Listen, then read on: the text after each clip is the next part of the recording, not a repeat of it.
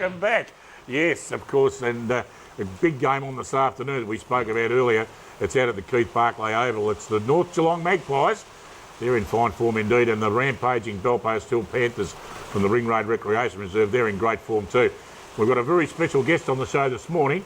He is the assistant coach of the North Geelong Magpies and a well-known character and player around the district, Jason Habib. Good morning, Jason. Welcome, Dick. Good to see you, mate. Now, we're not going to make it the North Geelong show because I get criticised about that all the time. But before we talk about this afternoon's game, tell us a little about yourself. And before you came to North Geelong, you were involved with Anarchy there for a while. Yeah, I went to started coaching Anarchy in 2003. Spent about 2 years out there. Then eventually come over to North Geelong. So it's been great. And currently you're also the coach of the reserve side at North Geelong. Yeah.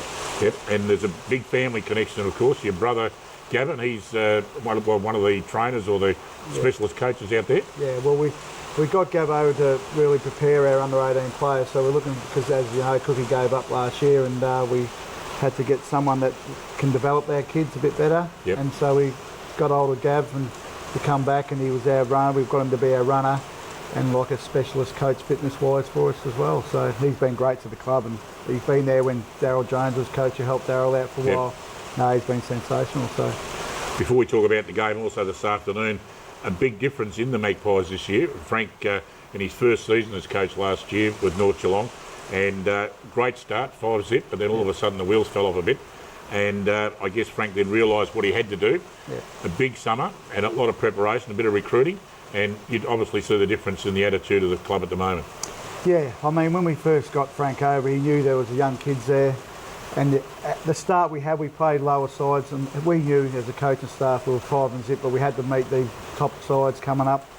And after that, when we started losing games, it was just a mental thing with these young kids. But now this year, as you said, we've recruited players, which we thought would be great for the club, and they just fit in well, and the younger kids are just developing every week now, so they're getting confident, which is a good thing. Yeah, young kids like Cam Fletcher and Lukey Parker, just really 1 year old, and they've become really mature in the way that they're playing their game, a good attitude as well. Yeah. And a sensational recruit in Paul Brigette, whatever, everyone's got a different pronunciation of him, and he's averaging about 7 a week, and he's really fantastic and heading towards the ton. And it's great to have a focal point up there.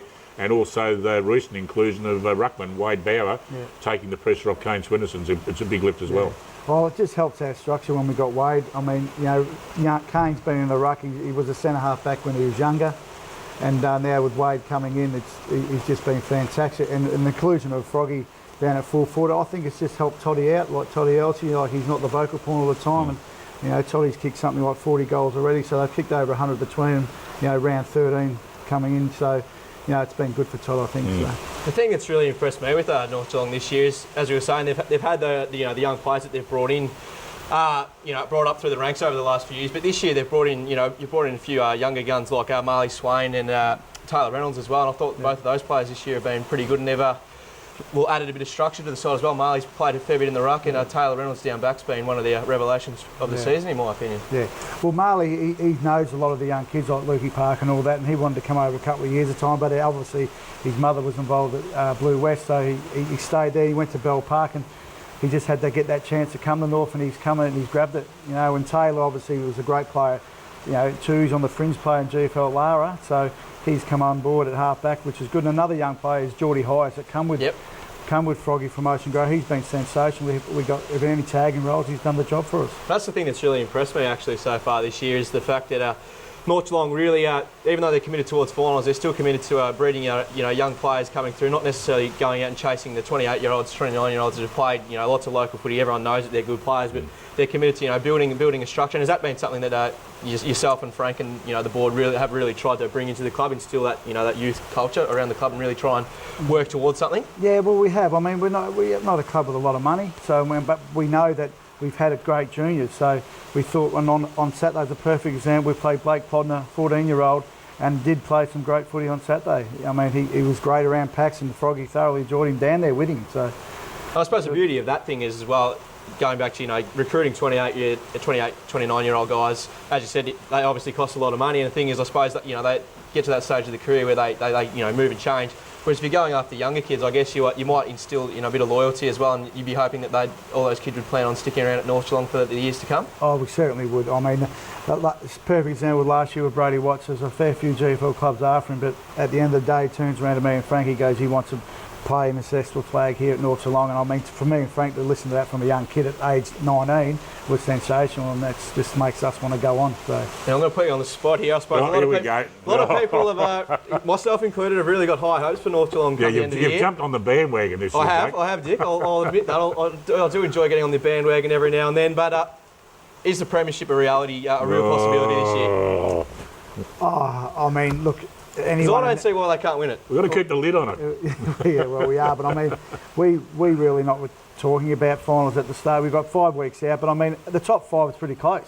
Yep. But in saying that, we haven't secured our spot yet, so we really can't talk finals, premiership at this point of time. So is there any? I suppose was finals just the goal, just to make finals, certainly. Or top finals, 3? Or? No, finals was the goal. I mean, as we said to Frank, we got to make second year, and he thinks finals we can get there. So.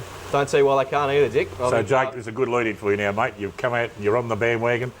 How much are North Geelong going to win by this afternoon at the Keith Parkley Oval? Well, they're going to have a real test against them today. I guess Bourke still, along with North Geelong, probably the form side of the competition, really are both playing pretty good footy at the moment. And Bourke still were very impressive last week. They disposed of Bannockburn, who we all know are one of the better sides of the competition as well. And even though they were off last week, I think North Geelong will be hard-pressed. I think it'll be a goal either way, Dick. So I'm not actually going to go out on a limb just yet.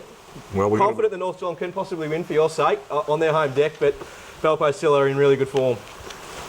Go on, Jace. I know what you're going to pick, but why are they going to win? I've got to be unbiased. Why are they going to win? Oh, I think we can win because our young kids are there. We're pushing through. When we played Werribee a couple of weeks ago, we pressured them, but we just mentally we slowed down the last 15 minutes. That's a period of time, but. Look, the boys know they can do it. We've got to go in there positive. I think we've got a real show. So. I suppose that the thing today, the focus will probably be in the midfield. I suppose Bourke's still probably got one of those better, tougher midfields going around, and all your young guys are really going to have to stand up today against those tougher bodies like Sean Lewis and co. Yeah, no, they are. They are going to have to stand up. But as I said, we've got Wade in the middle there, and he's playing some good footy in there. Now we've got a good on-ball grade, and like Brady Watts, one of the best tacklers in the league. So I think we'll be all right in the middle there, no doubt. Well, thanks a lot coming in this morning, Jace, and it's been a lovely morning, of course, and look forward to a great afternoon this afternoon. All the best for the Magpies. Keep the lid on it. Yep. You can hear, of course, the action on 94.7 The Pulse this afternoon from 1:30 this afternoon. It'll be a fantastic game. Great call and a very exciting GDFL match of the round. Thanks again, Jason. All the best for the rest of the season. And we'll take a quick break. Back after this with all the action on the other games on this afternoon.